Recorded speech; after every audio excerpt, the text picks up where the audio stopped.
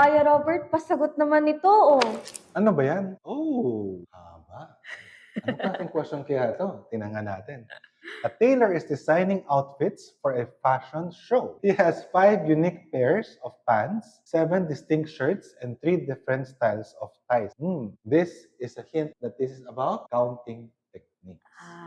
Okay? I-lista lang natin muna na para hindi tayo maguluhan mamaya. So, meron tayong pants, shirts, and ties. Okay. Now, however, 2 of the shirts can only be paired with 1 of the ties. Meron kang tinatawag natin na cases dito. Kasi hindi natin pwedeng lahat pare-parehas yung treatment. Okay? Okay. And this tie cannot be worn with any other shirt. The remaining shirts can be worn with any of the remaining ties. How many different outfits consisting of 1 pair of pants, 1 shirt, and 1 tie can the tailor create? So, paano natin gagawin dito? Unahin natin mula sa itong 2 shirts can be paired with only 1 of the ties. So, case 1, sabihin natin, 2 shirts, 1 tie. How about the pants? May sinabi ba siya? Wala. That means kahit anong pants pwede.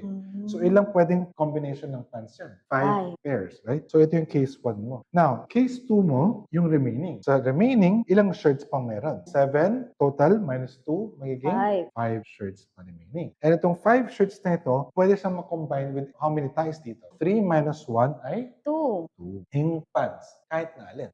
Right? And pag counting techniques, ano sinasabi natin? We get the product. So, 5 times 2 times 1, 5 times 5 times 2. So, this is going to be 10. 5 times 5, 25. Times 2 is? 50. Then, what do we do with 10 and 50? Ito yung scenario. Ito yung scenario. So, we simply add the 2 of them. Therefore, the total is 60 possible outfits lahat. Okay? Kaya ang sagot natin dito si letter B, 60. Gets ba natin? Yes, kakayanin ko na